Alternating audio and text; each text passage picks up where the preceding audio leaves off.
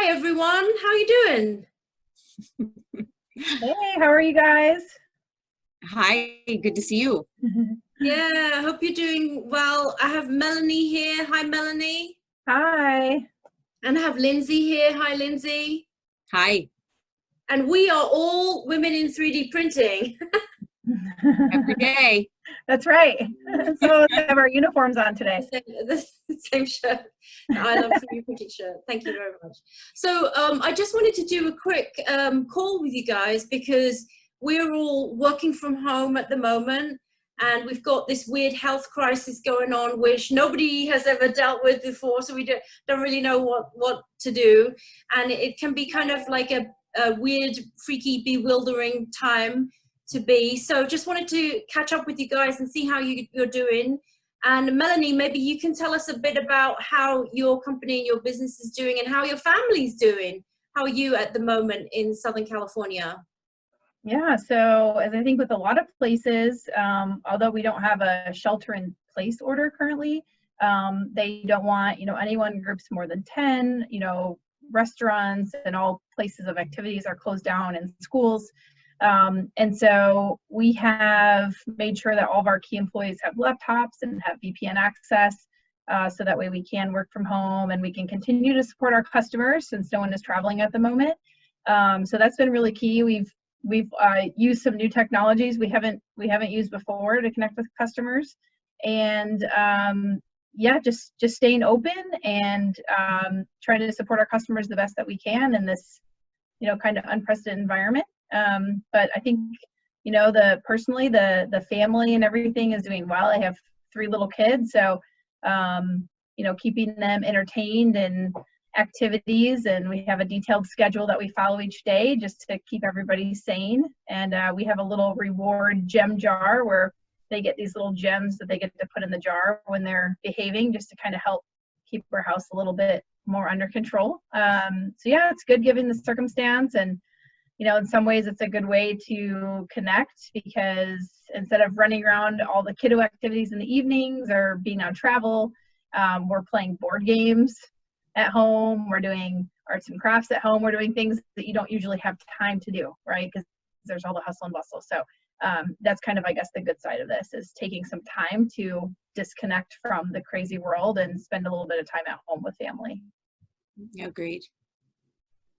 And Lindsey, how are you doing? I know that your business is primarily to do with polymeric and plastic parts, but you also do some metal parts as well. So how is this kind of work from home or social isolating affecting you guys? It's been okay. I think my first step was just to sort of make sure my kids, my family were safe. Make sure that we were going to have the environment set up at home for them, that they were aware of what was happening. Canceling school, their schools have been canceled since Friday, and that's a big change. So we kind of had to help them get acclimated to that a little bit. As far as business has been good. I am still open for business, servicing my customers as well. However, I have, my CAD and my digital team work from home, and they're working from remotely, so that's been good. I've siloed some of my fabrication team to individual studios.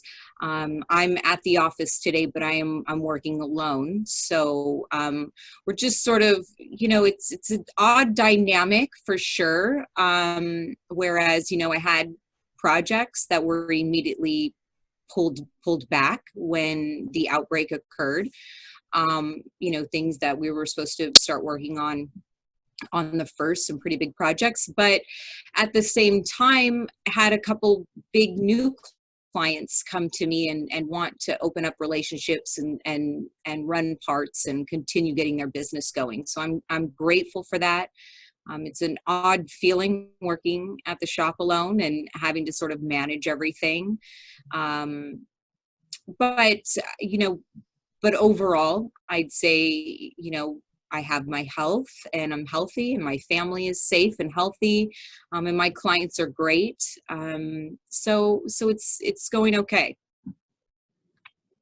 Yeah, the main thing is if everyone's safe and healthy right now, that's like, yeah, it's a huge relief. So yeah. So we at Relativity are on work from home as much as we can. There are a few people in the lab at the moment, but it's really a skeleton crew. Yeah. And we are practicing, you know, all the very good hygiene, you know, washing hands, social isolating, coughing into your thing or not coughing into other people's faces and stuff like that. So as long as we do that and are sensible, then we're carrying on. But yeah, it's great. We've got like a group chat going on. So every like we have like different channels for different subjects. And there's like, you know, also the different teams also have their own group chats. And sometimes you're in other teams' chats so you can see everyone. So being very, very active. And funny thing is the European people have figured out that we are work from home. So all of our calls have like gone to like the 7 a.m. hour because the Europeans are like, yes, we can finally get you. So that's kind of fun. So we've had a couple of early morning calls, which is unusual for us, but yeah. So we started talking early on. We saw some interesting stories coming out of Italy about 3D printing supporting the hospitals and the medical system over there. And so we just kind of started brainstorming to see, you know, I think that's really been very interesting about here is, you know, what can we learn from other places about how, you know, they're approaching the outbreak and what role does 3D printing play? So I don't know if you want to talk a little bit about, I mean, I don't think there's anything formalized, but we're certainly seeing people put together lists of service providers, what technologies they have, what expertise they have, and reaching out to all their local governments, state, federal, local governments, to say, you know, how can we help? And so have you guys kind of seen some of those efforts happening in the industry as well? Yeah, definitely. I actually got an email from someone at the European Commission a couple of days ago, specifically reaching out to the AM community and 3D printing community to ask for help in making specific parts. So I think this came out of those couple of guys who just like printed plastic parts for respirators and respirator equipment. And then they got into some kind of legal dispute with the original equipment manufacturer who designed the part. So I don't know what all that's about, but obviously that's a reaction to some parts being in the supply chain that are slow and are in high demand.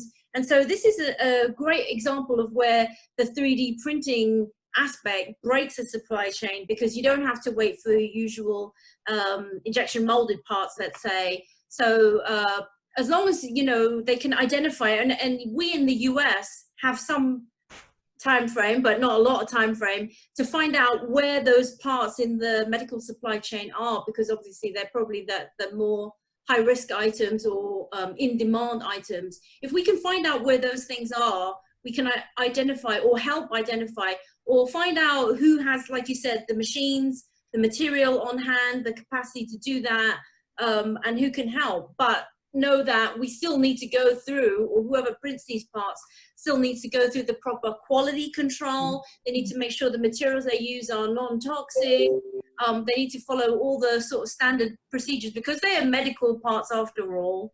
So it's not like you can just make something and start like operating on somebody right away, right? Mm-hmm. No, it's been actually refreshing to see the good news stories kind of come out of this, of people helping other people in general. You know, in some ways, if you're, you know, stressed or, you know, upset about the situation, it just kind of helps alleviate some of the stress that, you know, people want to help and people are here to do good. And it's certainly a proud moment for the 3D printing community to know that there's people out there that are, you know, printing these parts and helping out where they can, and organizing these lists of providers and who has machines and that kind of thing, you know, just on their own. And so it's just a really, I think it's a proud moment for our community that we come together and help. in this sense. And I think it also, like you said, Ellie, I mean, there's really no replacement for having the capability yourself or locally in a case like this, or in a case of emergency where you need a part, you know, that's done fast. You might not necessarily always be able to rely on that supply chain that you have established. So it's, yeah, I'm proud to be part of this community, especially right now. Yeah, it brings up a lot of interesting perspectives, I think, that we're going to talk about. We'll see conversations about moving forward, which is, you know, getting these, you know, sharing proprietary information, right? And how we need to have that kind of cooperation in order to combat something, you know, quickly and as widespread as we're expecting this to be. Supply chain, obviously, you know, diversity in your supply chain, and the effects that that's having. So a lot of interesting things that I think are going to come up. And I do hope that, you know, we have a huge manufacturing sector here in Los Angeles. I believe one of the biggest in the state. So those good news stories, I know we're going to come out and we're going to see some of the large manufacturers that we have here, you know, repurposing potentially their businesses or putting more efforts towards working to solve the problems that we're going to face with this outbreak. I think that's, you know, those are going to be the good stories, and those are going to be the things that we think about for months to come.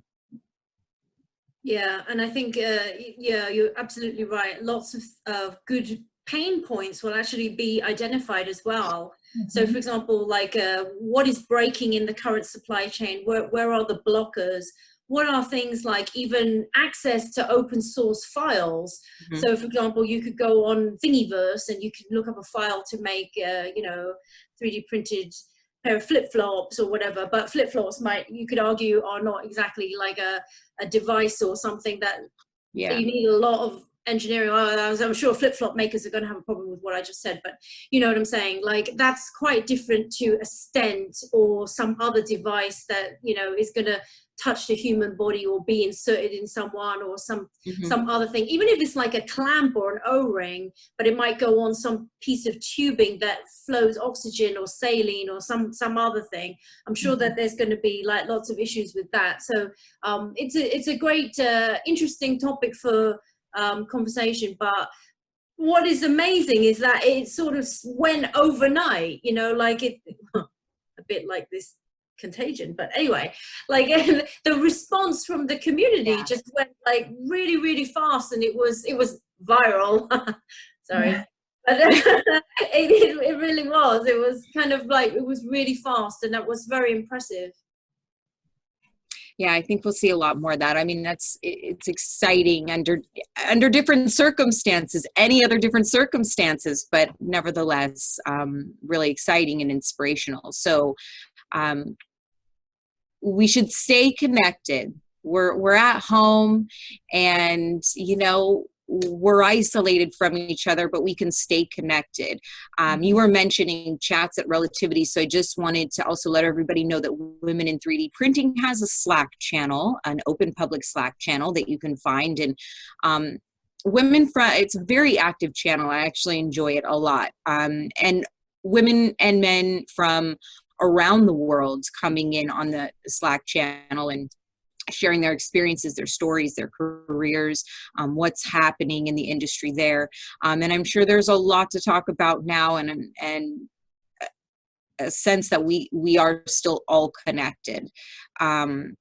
So jump on the Slack channel, since we're all working at home and we have more time, and enjoy that. Yeah, absolutely. Yeah, we're thinking of ways now. We had some big events planned and some exciting tours for our Women in 3D Printing event. So I'm working with some of those companies to try to virtualize the event, so that way people can do more of a format like this, or still get their questions answered and still have those networking opportunities just virtually. And I think that'll help keep us all sane, right? I mean, Women in 3D Printing is a network of friends, of mentors, of potential business clients. And so now is kind of the time to tap into that network virtually, right? And know that there's support, around the world through this organization. Yeah, that's a great point. And there's also learnings too, because lots of the events that were cancelled are moving online or will be in the virtual space or live streamed. And then there's like courses, like online classes you can take, or seminars or webinars actually, that are a lot of them are free now, or just moving for your fee that you signed up for the conference is just okay, we'll give you a credit, but you can take all of these. And those are still ways you can keep in touch with things and take a class or refresh your memory or learn something new. So that's still okay. Yeah. Okay, well, we need to do this more often. Let's get together. Let's connect about what's happening in our area and what's happening in the industry and each other. Yeah, definitely. I mean, like we were going to meet each other at Rapid, and there are various other events, Women in 3D Printing Happy Hours, and a couple of other meetings that are not going to go ahead, but we can do so in cyberspace. Yes, absolutely. Please, let's do this. I hope we don't need avatars now, like don't get carried away, everybody. Okay, I have to make an emoji for everybody. Yeah. Well, I hope everybody stays healthy and follows all the guidelines, right, that are out. So we shouldn't be trying to sneak around and meet up, right? Let's just stay where we are and stay following the guidelines so we can get through this quickly. And yeah, thanks so much, Ellie, for organizing this call. It's really fun seeing you ladies. Yeah, great to see you guys. Good to see you. Bye, everyone. Bye.